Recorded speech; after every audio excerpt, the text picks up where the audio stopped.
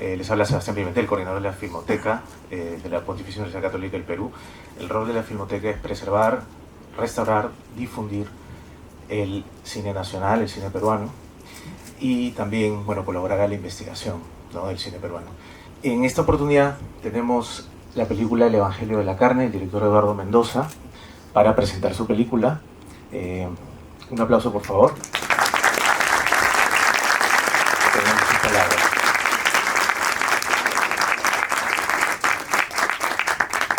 ¿Qué tal? ¿Cómo están? Primero, bueno, muchas gracias por acompañarnos en esta proyección.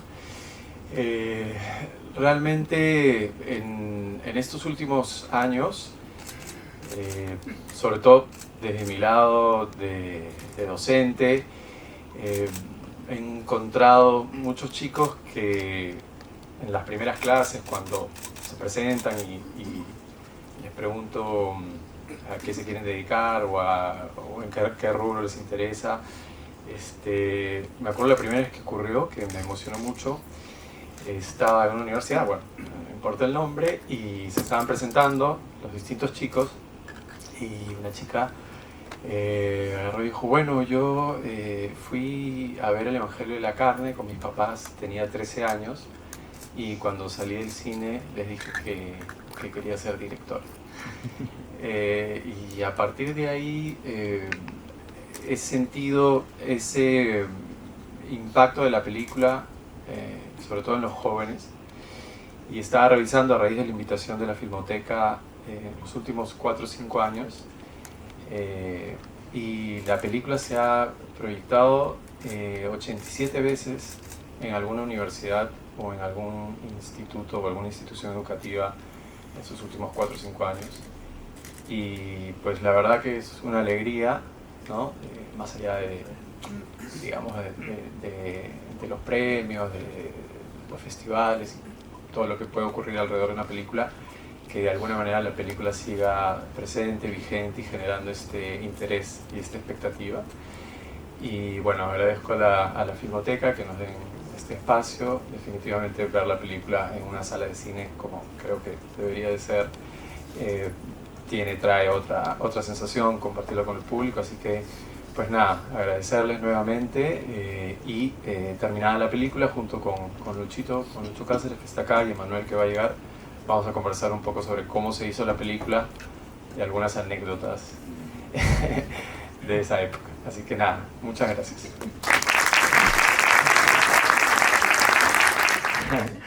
Y ahora sí. Era una serie de temas a los que les daba vueltas, que me interesaba tocar, y por otro lado sentía que no había quizás tantas, o sentía que faltaba como una película que tuviese a Lima como protagonista, la ciudad como tal, ¿no? Una ciudad desbordada, caótica, con toda esta informalidad que nos rodea, pero a la vez también efervescente y pujante, con una energía, ¿no?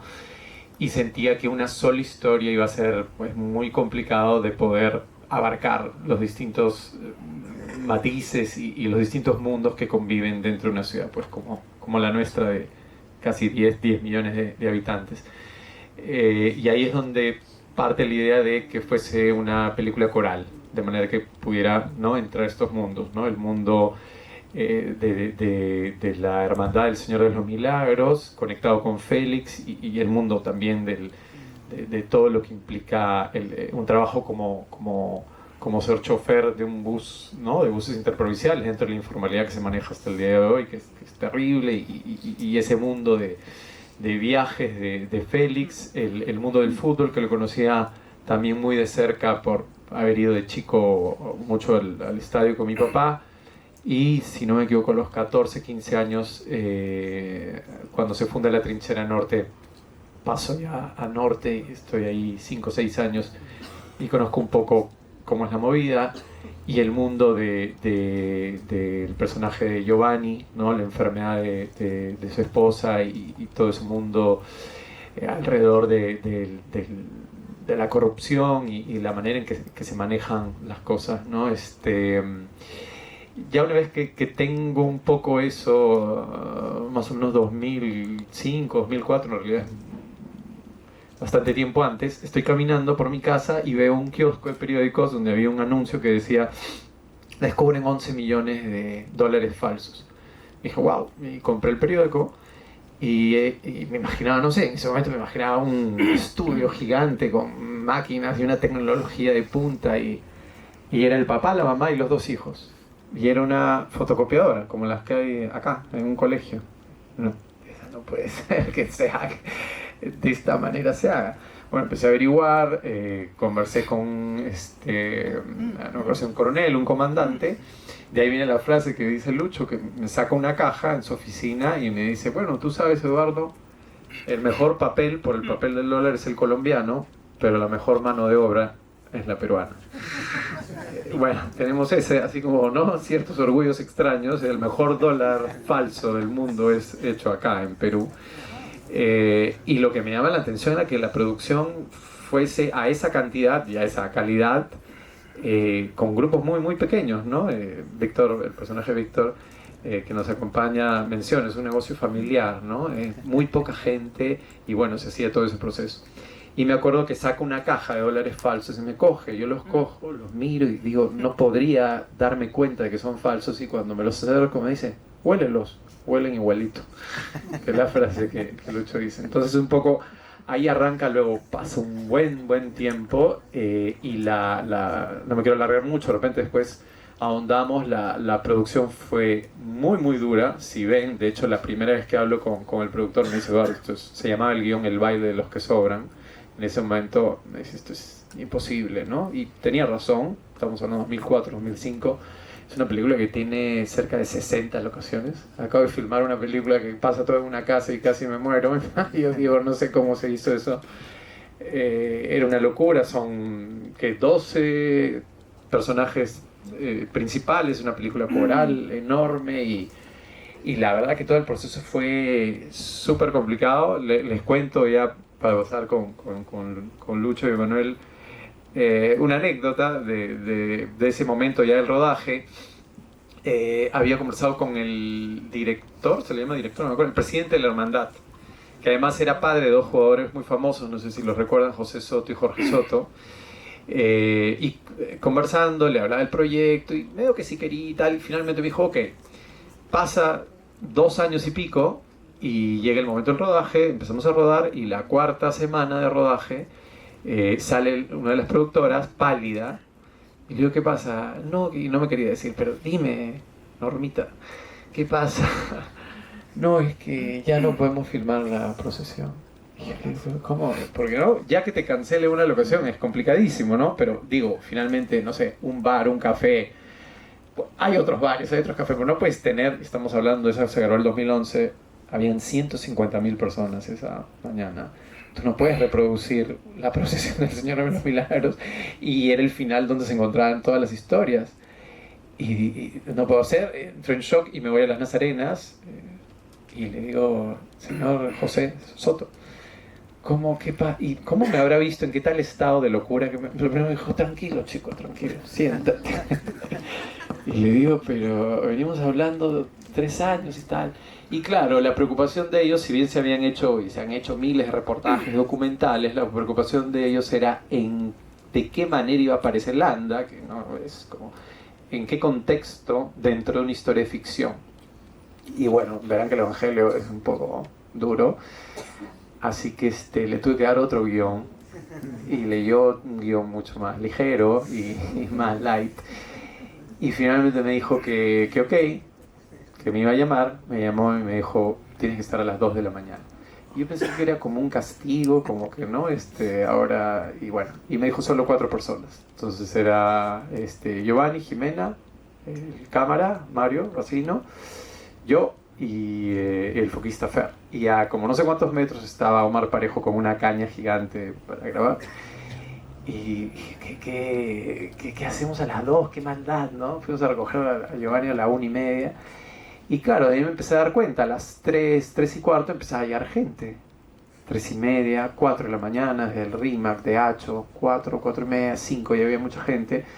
y a las 6:30, 7 ya era una multitud. Y efectivamente, si yo hubiese ido como un plan de rodaje normal, hubiese salido a las 6 de la mañana, 6:30, y hubiese querido llegar a Landa, hubiese sido imposible atravesar esa multitud, ¿no? Realmente lo hizo más bien de buena fe y se pudo grabar. Pero sí, viendo la retrospectiva, de hecho no veía la película hacía tiempo en una sala de cine, años. Estaba mitad de mi cabeza en la historia y mitad de la cabeza en cómo lo hicimos, ¿no? Pero bueno, de ahí puedo conversar un poquito más, ¿o no?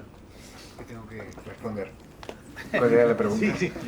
Disculpa, la pregunta es, bueno, era sobre cómo se gesta la idea, ¿no? El inicio de la realización de la película, pero luego también hablar sobre la conformación del elenco de actores y cómo conocen a Eduardo, cómo los llama Eduardo, cómo se va conformando el equipo y probablemente el elenco, ¿no? de actores, y ustedes, en el caso de ustedes, cómo es la historia con Eduardo Mendoza, con el director, ¿no? Bueno, yo recuerdo que fue un casting que Diego Lombardi me llamó y que también estaba haciendo casting yo para el personaje que hizo Sebastián, ¿no? Pero Sebastián pues es un hincha acérrimo y está perfecto y pintado para la película. Y bueno, y luego estaba el personaje de Cocoliche, que era su hermano. Y bueno, hicimos el casting y finalmente quedé. Lo que me impactó y me encantó fue el guión, porque de hecho, de los guiones que me han llegado, no voy a decir muchos, pero 2 son los que más me han impactado en la vida, y uno de esos es este. Y además, no sé de qué manera vi una parte que el guión estaba, no el que me dieron, pero estaba pintado de colores con cada historia. Cada historia estaba definida en distintos colores para poder, no sé, obviamente agarrar ese hilo de todas estas historias que se entrelazan. Y luego, bueno, ya el trabajo que vinimos a hacer con Sebas, que acabábamos de conocernos haciendo una obra de teatro, entonces había muy buena afinidad para construir eso. Y después, bueno, creo que la mayor anécdota de esto fue cuando nos tocó grabar con la barra de los aliancistas que nos perseguían, que eran reales.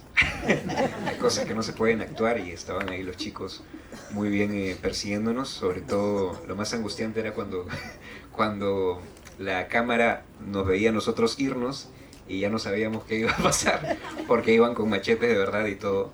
Le decíamos, estamos actuando, chicos. De hecho, en una parte era una zona movida, picante, en Chorrillos, la parte de la curva arriba, donde no entra la policía. Y en un momento le decimos, ok, ¿no? La gente que vive ahí, de hecho, ¿quién lo maneja? Bueno, tampoco entra tanto en detalle, pero era una zona brava. Decimos, chicos, ya, y la productora, 2 de la productora empiezan a repartir pues palos, ¿no? Y de repente, ¿no? Rechazaban los palos y decían, pero y de repente sacan, ¿no? Pistolas, porque son sables, no son cuchillos, machetes, ¿no? Y claro, es algo que tiene el Evangelio que es imposible, ¿no? Es imposible que un extra coja un sable y pueda correr y sacarle chispas, no hay manera, ¿no? En ese sentido, hubo un riesgo en el hecho de que las pandillas son las pandillas, los cambistas son los cambistas, la señora del caldo de gallina es la señora del caldo de gallina. Y bueno, sacan todo y les digo, chicos, ya, ok, nos quedamos con los sables, guarden las pistolas, por favor. Pero un poco fue así, ¿no? Todo al límite. De hecho, el líder de la barra de alianza lo matan a la mitad del rodaje y ya no podemos volver a subir. Era duro, ¿no? Pero volviendo a lo que se llama toda esa parte era complicada, ¿no? Todo era como que al límite, ¿no? Sí, era ir viendo momento a momento y también viendo cómo, no sé, generar la empatía, el momento y todo para que se sea consciente de que no les vaya a ganar la pasión, ¿no? Y de que estamos asumiendo que nosotros somos personajes con Ray, haciendo todo esto, ¿no? Y luego lo demás fue lo que grabamos en el puericultorio, cuando yo ya estoy preso. Bueno, la empujada también, que ahí Gustavo Sánchez hace su cameo, manejando la combi. Y luego ya en el puericultorio, que era más un trabajo ya con Sebastián y con Sandro Calderón, de este intento de salir, ¿no? Y de este chico que se siente culpable, atrapado, preso de una serie de eventos desafortunados. Eso es lo que recuerdo. Gracias por estar acá.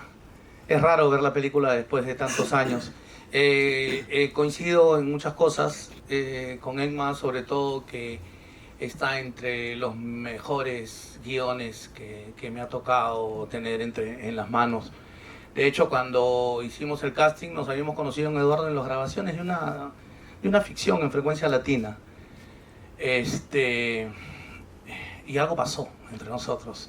Entonces Eduardo me pasó la voz de este proyecto y yo casteé para Gamarra y para el personaje, para Ramírez. Finalmente creo que era más Ramírez que Gamarra. Y me siento muy satisfecho con el trabajo. Yo he sentido, no la veía, Eduardo me preguntaba antes de entrar, ¿has vuelto a ver la película? Muchísimas veces. Es una película que me acompaña cuando viajo. He tenido la oportunidad de verla en Buenos Aires, en Berlín, siempre la llevo a amigos, familiares peruanos y es parte de una noche de viaje. La he visto en Costa Rica, la he visto en muchas partes del mundo. Me llevo siempre el Evangelio y La Última Tarde, las dos. Y he sentido sentimientos raros, encontrados. Han pasado 14 años. Primero me he sentido extraño de ya ser parte de una película restaurada. ¡Wow! Dije. No pensé llegar ahí, ¿no? Y de ahí también me tocaba mucho.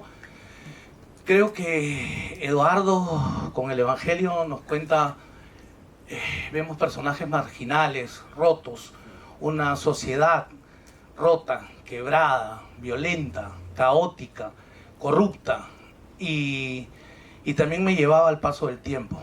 Han pasado 14 años y creo que esa sociedad enferma, de la cual Eduardo hace un retrato y una radiografía, ahora estamos viviendo la metástasis. Y eso me movilizaba mientras veía la película. También me hacía pensar y reflexionar sobre la importancia de nuestro cine, la importancia del audiovisual. Creo que no hay nada tan potente que nos invite tanto a tomar distancia de nosotros y a observarnos, a mirarnos, a reflexionar sobre lo que somos, a conversar de nosotros, a interpelarnos, a movilizarnos. Iba viendo la película y todo eso me ocurría, ¿no? Hace 14 años ya estábamos así, ya estaba ese germen ahí sembrado. Y ahora acaban de dar una ley de amnistía que la verdad me parece que es el punto máximo a donde hemos llegado. Y creo que va a hacer falta mucho más que la fe para restablecer nuestra democracia. Y creo que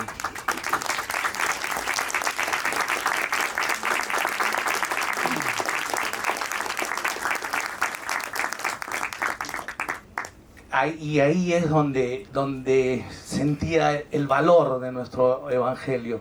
Lo sentía muy vivo actualmente.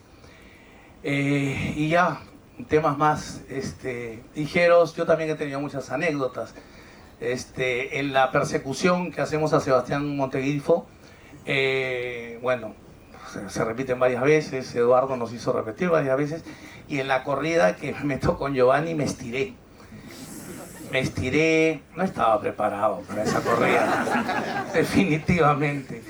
Y me estiré acá el muslo, vino ambulancia y todo, pero no, ya no había forma de que apoye la pierna.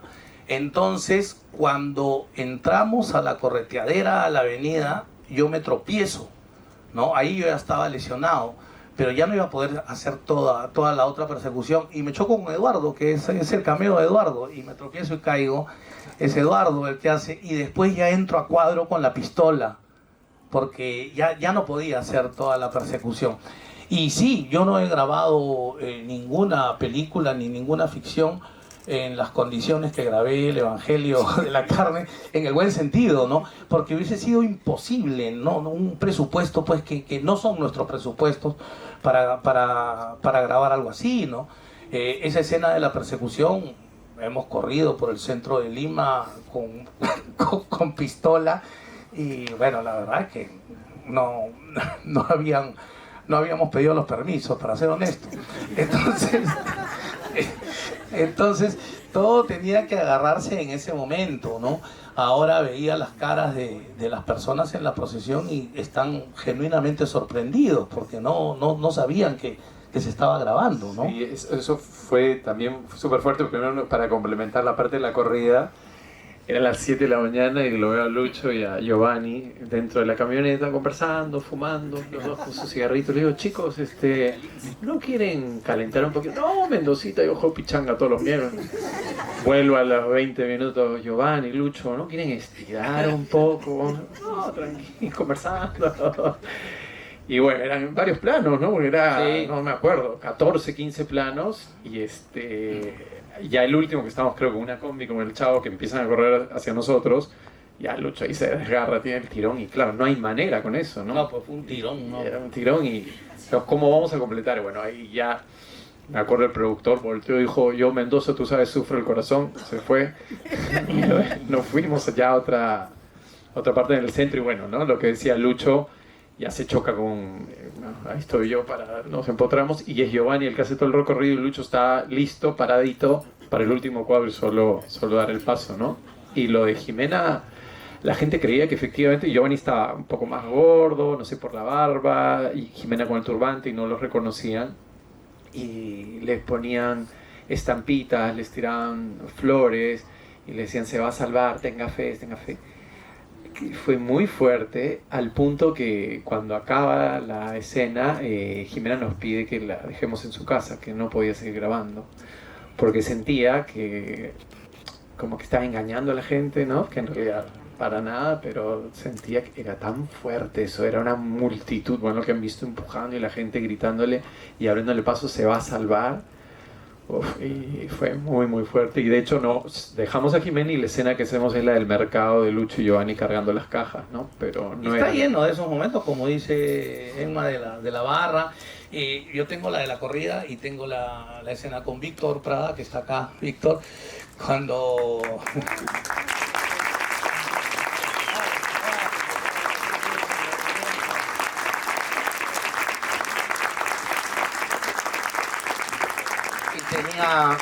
tenía que introducir el arma en la boca y es peligroso, ¿no? Porque puede agarrar un diente o algo. Y de ahí, bueno, acá pues por los recursos que tenemos trabajamos y resolvemos con ingenio y artesanalmente. Y cuando se me escapa el tiro en la boca, yo veía, ¿cómo iban a hacer para que salga? Y vi que habían unos cablecitos atrás, se ponía un pata, un tubito, ¿te acuerdas, Víctor? ¿No? Pero de una manera pues bastante rudimentaria, pero efectiva, ¿no? Porque ahora cuando lo veo, me lo creo, bien, pero muchas cosas fueron solucionadas de esa manera, ¿no, Eduardo? Sí, de hecho, como lo que decía, ¿no? En términos de la cantidad de locaciones y de situaciones que ocurren, ¿no? La pelea, lo contaba en Emanuel, él está, claro, en ese momento en la historia preso y el resto está... llega un grupo de chicos que eran de la Alianza, que eran parte de la barra de la Alianza, parte de un barrio, y claro, empieza la pelea y se empiezan a picar. Y ya la pelea termina siendo... Ahí está. Quiero pedir un aplauso, un breve paréntesis, porque estoy viendo gente de la película. Entonces, por favor, está Víctor, está Carlos Montalvo, Está Cindy. el Zorro, está Cindy, está sí, Herbert. ¿Cómo está Herbert? ¿Qué tal? No sé si hay alguien más del elenco por ahí, después de parte del equipo. Y yo creo que tienes que hacer Está Eric. Tienes que hacer una mención especial. Acá el señor también parte de la barra. Está Eric, editor de la película. Ahí tienes que hacer un pequeño paréntesis, querido Eduardo. Porque uno dice que hace 3 películas: la que escribe, la que filma y la que edita. Y creo que Eduardito la película hubiese durado como 4 horas, creo. Eric, hiciste maravillas, mi hermano, con esa edición.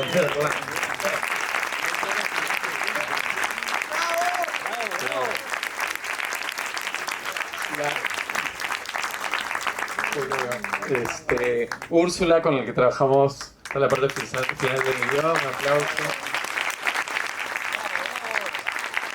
Y no sé si se me pasa alguien más. ¿no? Estamos todos.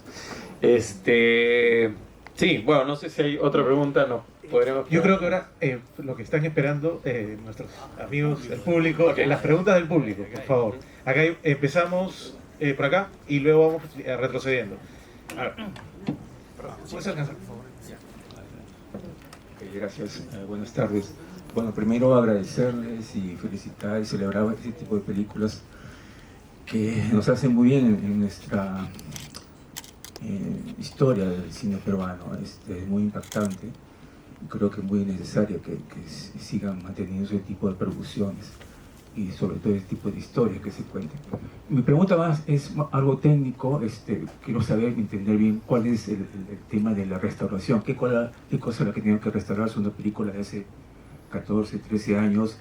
Si ha sido a partir del máster, si es una película que está trabajando en digital, entonces, porque se habla mucho de restauración y son materiales que ya tienen hasta ya desaparecidas, ¿no? Pero, Exacto. y lo otro es en sí sobre el guión.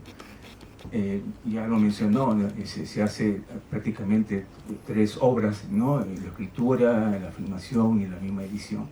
¿Qué tanto ha variado de un inicio a un trabajo final con el mismo tema de producción y todo lo que se pudo conseguir en la misma grabación? Gracias. Gracias. Lo primero es un trabajo de remasterización, era digital, se grabó la película, justo lo comentaba con Sebastián, es el año en el cual se hace un poco el cambio del fílmico, de la proyección en celuloide al DCP, ¿no? Este formato digital encriptado. Si mal no recuerdo, si la postproducción fue hecha en México, en Ciudad de México, y me acuerdo que termina, veo por primera vez la película terminada, terminada en una salita de cine, y habrían, pues el dueño de la postproductora, seríamos 8 o 10 personas, y yo estaba solo en un lado, los vi muy emocionados. También fue la primera vez que vi el Evangelio como tal terminado. Y me acuerdo que saliendo, el dueño me dice, oye, nada, me ha encantado la película y tal, y me da una latita de como las de cine, la lata pero chiquita. Yo pensé que era un souvenir, no sé, un llavero o algo, y me dice, tu película, y yo, ¿cómo que mi película? Dame mi película, dame mis latas. Y era un DCP, en esa época, 2012 o 13. Y ese año se termina proyectando la película un 50% en DCP y un 50% en fílmico. Lamentablemente, bueno, a falta de una, ¿no? Bueno, ya ese es otro tema también, ¿no? De un espacio donde de alguna manera, ¿no? La Filmoteca cumple con eso, pero una cinemateca, un espacio donde se pueda... nos quedamos con la versión digital. Entiendo que el celuloide y las copias en celuloide están, también habría que hacer un trabajo al menos de poder conservarlas.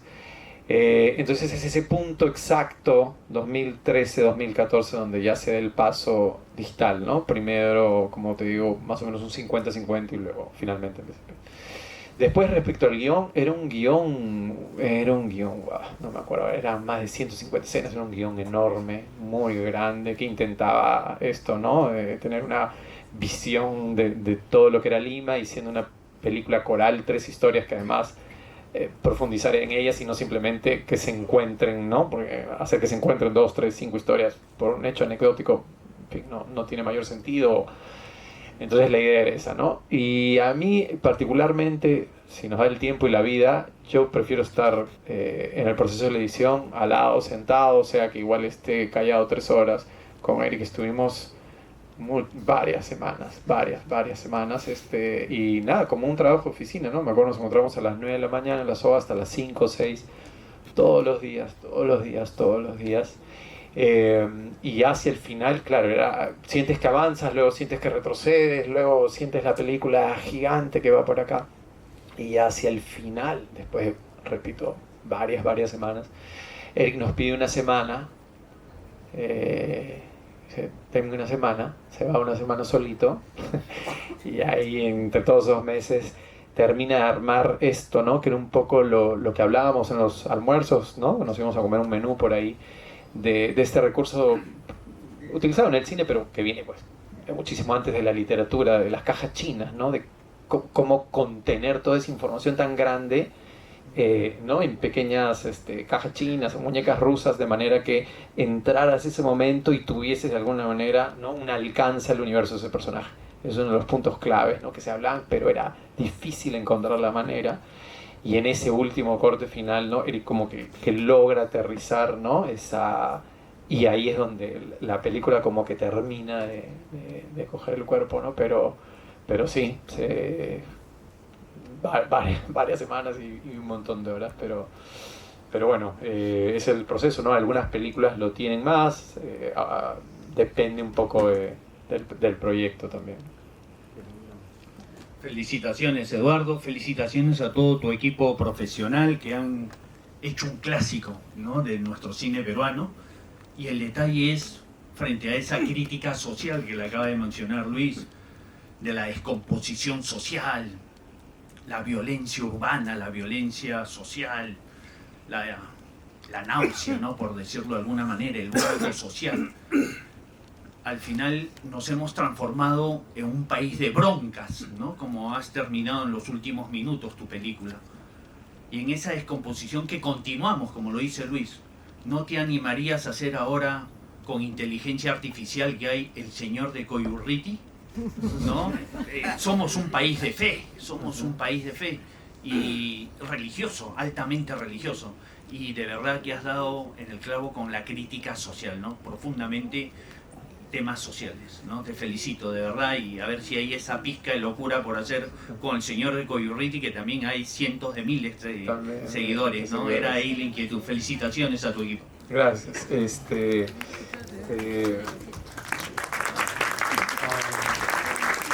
Sí, por el lado del tema de la religión, que está muy presente, y entendía que habían, pues, dentro del mundo de las barras, ¿no?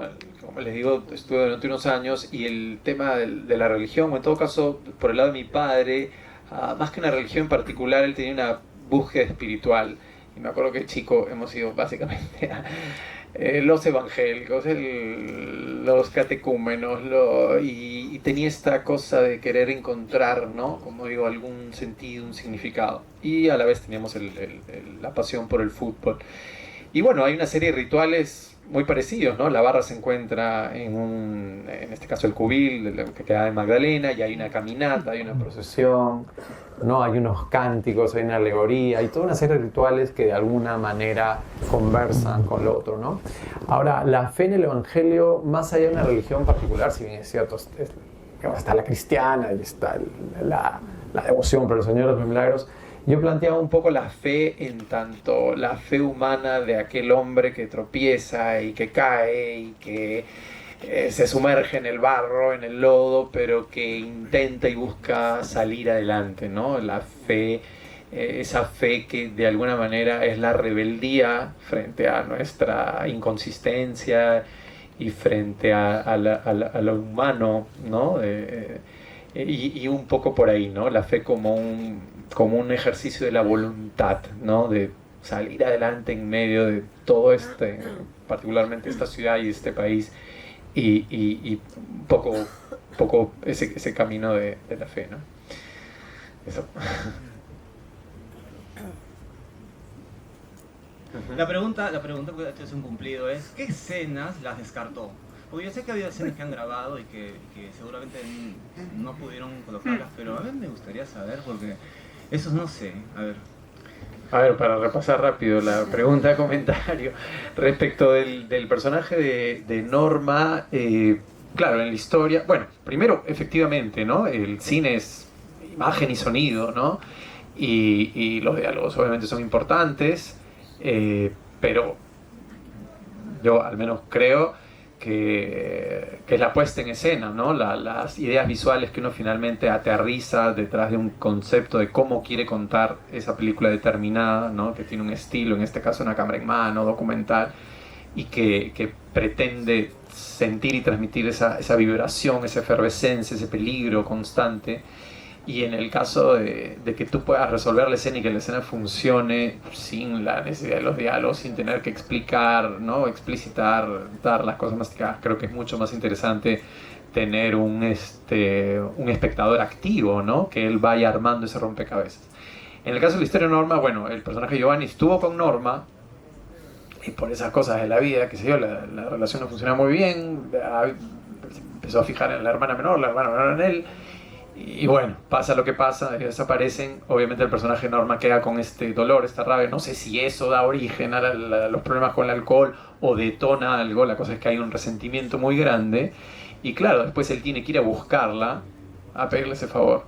Yo entiendo, cada uno tiene su lectura, que ella en realidad lo que hace es matar a su hermana al suicidarse e impedir que se dé la operación que la salva. Está con su suicidio cometiendo un homicidio. Es un poco lo fuerte de eso, ¿no? Y lo último, perdón, la escena de... es que era un guión largo.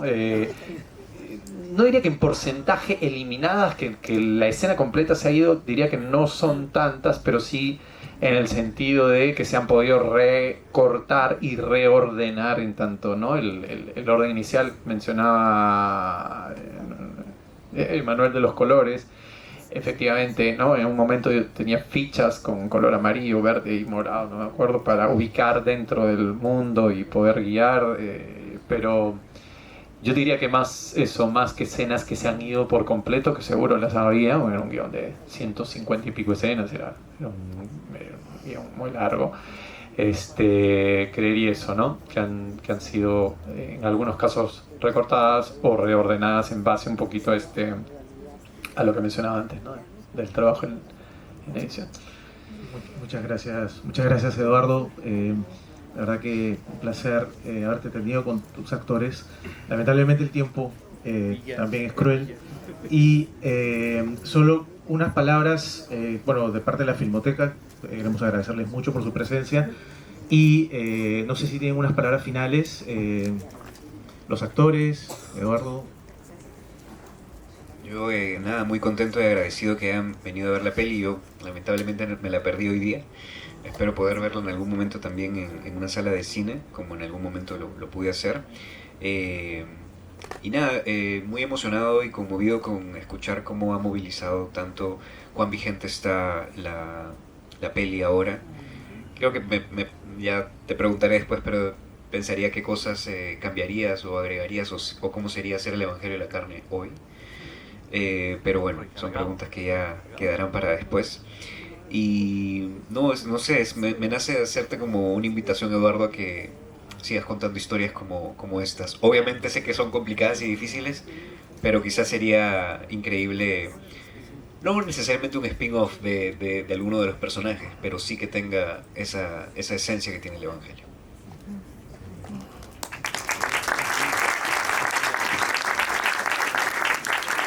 Sería chévere, ¿no? Agradecer, es emocionante. Creo que en esa palabra resumo lo que he sentido hoy día al verla. Y sí, creo que el Evangelio de la Carne ahorita sería el Evangelio de la Sangre. Y creo que es momento de dejar el miedo y pasar a la acción para salir de esto. Gracias.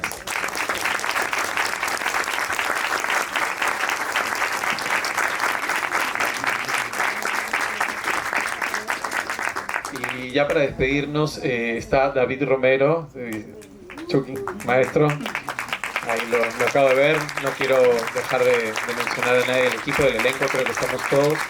Y ya para despedirnos quisiera recordar con mucho cariño a quienes ya no están con nosotros. Tres grandes actores: José Rodríguez Paz, el presidente de la Hermandad, Aristóteles Picho, que me equivoco, fue su último personaje, ¿no? Y Ismael Contreras, que hoy lo veía y cómo puede transmitir tanto sin decir una palabra. Erika Mendoza, una compañera amiga que también nos dejó, por ella. Y finalmente, nada, poco antes del rodaje, me acuerdo, le di el guión a mi papá, lo leyó, se quedó mirándome un rato y lo dijo: ¿cómo piensas hacer esto? Y le dije: no sé, y me dijo: tienes que hacer esta película, hijo. Falleció, no la pudo ver, pero a los pocos meses nació mi hija, Laila, que está ahí, que ha visto la película por primera vez.